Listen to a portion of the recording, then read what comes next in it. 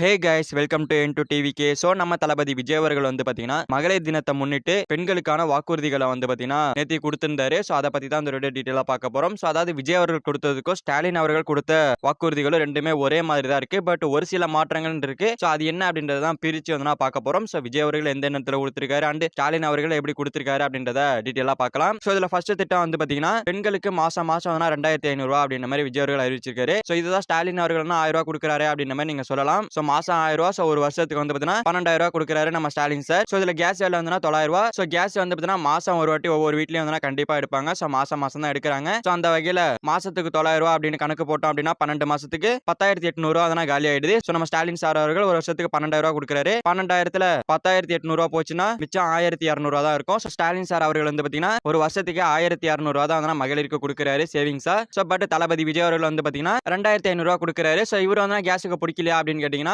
ஒரு வருஷத்துக்கு 6 சிலிண்டர் இலவசம் அப்படின்ற மாதிரி நான் சொல்லியிருக்காரு அடுத்த திட்டம். ஸோ 6 சிலிண்டர் அப்படின்னா 6 மாசம் ஓடி போச்சு. ஸோ விஜய் அவர்கள் கொடுக்குற பணம் 2500 ரூபாய். அது ஒரு வருஷத்துக்கு எவ்வளவு அப்படின்னு பாத்தீங்கன்னா 30000 ரூபாய் வருது. ஸோ 30000ல ஒரு கேஸோட விலை 900 சொல்லியிருந்தோம் இல்லையா? ஸோ 900 இன்ட்டு 6 மாசத்துக்கான சிலிண்டர் ஃப்ரீயா கொடுத்துட்டாங்க. இன்னும் 6 மாசத்துக்கான சிலிண்டர் அப்படின்னு கணக்கு பண்ணோம் அப்படின்னா 5400 ரூபாய் நம்ம செலவு பண்ற மாதிரி வரும். ஸோ இப்போ இந்த 30000ல 5400 ரூபாய் போயிடுச்சு அப்படின்னா நமக்கு சேவிங் வந்து 24600 ரூபாய். அதாவது ஒரு வருஷத்துக்கு ஓகேங்களா? அதாவது வந்து பாத்தீங்கன்னா 1000 ரூபாய் பணத்தை கொடுக்குற மாதிரி கொடுத்து கேஸ் விலையில பிடிக்கிற ஸ்டாலினுங்க 6 சிலிண்டர் ஃப்ரீயாவும் கொடுத்து 2500 ரூபாய் பணமும் கொடுத்து அதுல சேவிங்ஸா வந்ததுன்னா 24600 ரூபாய் வைக்கிற நம்ம விஜய் அவர்கள் எங்க அப்படின்றத நம்ம பார்க்கணும். சோ ஒரு வருஷத்துக்கு நம்ம ஸ்டாலின் சார் அவர்கள் மகளிரோட சேவிங்ஸ் வந்து 1600 தான் வருது. பட் விஜய் அவர்கள் வந்து பாத்தீங்கன்னா ஒரு வருஷத்துக்கு வந்ததுன்னா 24600 ரூபாய் சேவிங்ஸ் வைக்கிறாரு. சோ அந்த வகையில இந்த திட்டம்ன்றது விஜய் அவர்களுக்கு தான் டிக்கு. விஜய் அவர்கள் தான் சூப்பரா கொடுத்திருக்காரு. விஜய் அவர்கள் தான் இந்த திட்டத்தை சரியா பயன்படுத்திருக்காரு அப்படின்னு தான் சொல்லணும். சோ அந்த வகையில மகளிருக்கான 2500 ரூபாய் திட்டம் அண்ட் அடுத்ததா வந்து பாத்தீங்கன்னா 6 சிலிண்டர் ஃப்ரீ அப்படின்ற அந்த ஒரு திட்டம் ரெண்டுமே சூப்பர் அப்படின்னு தான் சொன்னோம். சோ ரெண்டுமே வந்து பாத்தீங்கன்னா பெண்களுக்கு உதவி செய்யும் வகையில அந்த ரெண்டு திட்டமும் இருக்கு. சோ அதனால ரெண்டு திட்டமுமே ஒரு நல்ல திட்டம் அப்படின்னு நம்ம சொல்லலாம். சோ அண்ட் அடுத்த திட்டம் வந்து பாத்தீங்கன்னா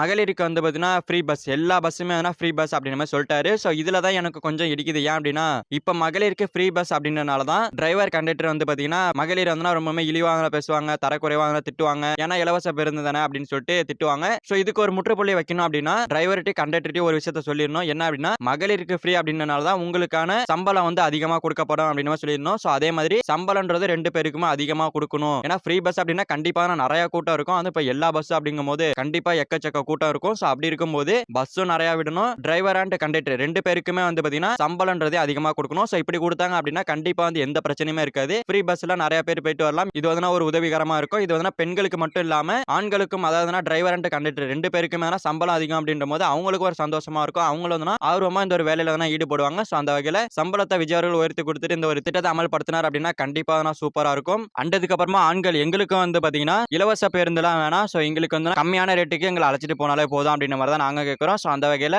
ஆண்களுக்கு வந்து பாத்தீங்கன்னா கம்மியான விலையில பேருந்து டிக்கெட்டுகள் கொடுத்தா கண்டிப்பா நல்லா இருக்கும். சோ இந்த ஒரு திட்டத்தை நம்ம விஜய் அவர்கள் அமல்படுத்துறாரான்னு பார்ப்போம். இன்னும் நிறைய வாக்குறுதிகள் கொடுக்கறது இருக்கு அப்படின்றாரு. சோ போக போக வேற எதாவது சொல்றாரா அப்படின்றத வெயிட் பண்ணி பார்ப்போம். அண்ட் அடுத்தது அண்ணன் சீர்திட்டம். திருமணத்தின் போது ஒரு சவரன் தங்கம் வந்து பாத்தீங்கன்னா வழங்கப்படும் ஃப்ரீயா அப்படின்ற மாதிரி நான் சொல்லியிருக்காரு. அண்ட் அடுத்ததா வந்து பாத்தீங்கன்னா பள்ளி இடைநிற்றலே இல்லாமல் செய்யும் தாய் அல்லது பாதுகாவலருக்கு ஆண்டுதோறும் 15000 நிதி உதவி அப்படின்ற மாதிரி நான் சொல்லியிருக்காரு. அண்ட் அடுத்ததா வந்து பாத்தீங்கன்னா பெண்கள் பாதுகாப்பை உறுதி செய்ய வேலுநாச்சியார் படை உருவாக்கப்படும் அப்படின்னு நம்ம சொல்லியிருக்காரு. அண்ட் அடுத்ததா வந்து பெண்களுக்கு எதிரான குற்றங்கள் வழக்குகளை வேகமாக விசாரிக்க விரைவு நீதிமன்றங்கள் அமைக்கப்படும் அப்படின்னு மாதிரி நான் சொல்லியிருக்காரு. அண்ட் அடுத்ததா வந்து பிறந்த குழந்தைக்கு தங்க மோதிரம் அப்படின்னு மாதிரி சொல்லியிருக்காரு. இது வந்து பாத்தீங்கன்னா விஜய் மக்கள் இயக்கம் வச்சிருக்கிறப்ப வந்து பாத்தீங்கன்னா இருந்துச்சு. சோ இப்போ இதுல வந்து கொண்டு வந்திருக்காரு. சோ வேற லெவல் தான். அண்ட் அடுத்ததா வந்து பாத்தீங்கன்னா சுய உதவி குழுக்களுக்கு 5 லட்சம் வட்டி இல்லா கடன் அப்படின்ற மாதிரி இந்த ஒரு திட்டத்தெல்லாம் சொல்லியிருக்காரு. அண்ட் அடுத்ததா வந்து பெண்கள், குழந்தைகள், முதியோர்கள் நலனில் அக்கறை செலுத்தும் தனித்துறை அமைக்கப்படும் அப்படின்னு மாதிரி சொல்லியிருக்காரு. அண்ட் அடுத்ததா வந்து பாத்தீங்கன்னா எல்லா பேருந்துகள்லயும் ஸ்மார்ட் பட்டன், பேருந்துகள் மட்டும் கிடையாது. சோ டாக்ஸி, ஆட்டோன்னு சொல்லிட்டு தனியார் டாக்ஸி, ஆட்டோலயும் வந்து பாத்தீங்கன்னா இந்த ஒரு பட்டன் இருக்கும் அப்படின்னு மாதிரி சொல்லியிருக்காங்க. சோ அதாவது ஹெல்ப் அப்படின்னா உடனே அந்த பட்டனை டச் பண்ணோம் அப்படின்னா போலீஸுக்கு வந்து இன்ஃபர்மேஷன் போயிடும். சோ அவங்க வந்து இந்த ஒரு வண்டி எங்க இருக்கு அப்படின்றத கண்டுபிடிச்சு உடனே வந்து பிரச்சனை தீர்த்து வச்சிருவாங்க. சோ அதுக்காக தான் இந்த ஒரு ஸ்மார்ட் பட்டன் திட்டம். சோ இது வந்து சூப்பரான ஒரு திட்டம் தான் சொல்லணும். பெண்களுக்கு பாதுகாப்பா நல்ல ஒரு திட்டம். சோ இந்த ஒரு திட்டத்தெல்லாம் வந்து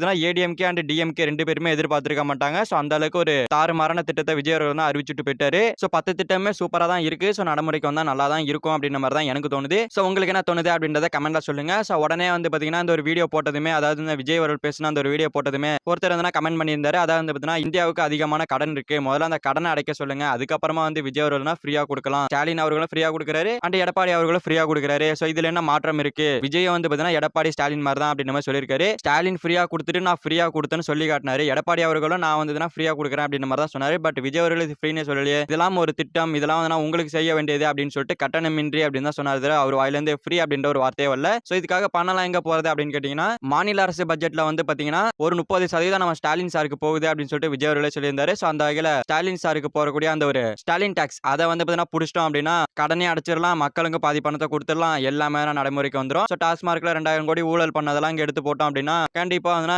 மக்களுக்கு சேர வேண்டிய பணத்தை மக்களுக்கே கொடுத்துடலாம். ஸோ விஜய் சொன்ன மாதிரி 2500 ரூபாய் வருஷத்துக்கு 30,000 ரூபாய் கொடுத்துடலாம். ஸோ எல்லா கணக்குமே கரெக்டா தான் இருக்கும். ஸோ அந்த வகையில விஜய் ஊழலே பண்ணாம உங்களுக்கு எப்படி பணம் வருமோ அதை மட்டும் தான் தேர்வு பண்ணி இந்த ஒரு திட்டத்தை அறிவிச்சிருக்காரு. ஸோ இந்த ஒரு வீடியோ மூலமா உங்களுக்கு தெளிவா புரிஞ்சிருக்குன்னு நினைக்கிறேன். ஸோ ஸ்டாலின் திட்டம் எப்படி இருக்கு அண்ட் விஜய் அவரோட திட்டம் எப்படி இருக்கு அப்படின்னு சொல்லிட்டு ஸோ அண்ட் விஜய் அவர்கள் அறிவிச்சிருக்க அந்த திட்டத்தை பத்தி உங்களோட பிரிண்ட்ஸை கமெண்ட்ல சொல்லுங்க. ஸோ இந்த வீடியோ பிடிச்சிருந்தா லைக் பண்ணிட்டு இந்த மாதிரி தளபதி பத்தின அப்டேட்ஸ் தெரிஞ்சுக்க நம்ம சேனல் சப்ஸ்கிரைப் பண்ணி சப்போர்ட் பண்ணுங்க. இட்ஸ் ஓகே, தேங்க்யூ ஃபார் வாட்சிங். அடுத்த வீடியோல பார்க்கலாம். தேங்க்யூ.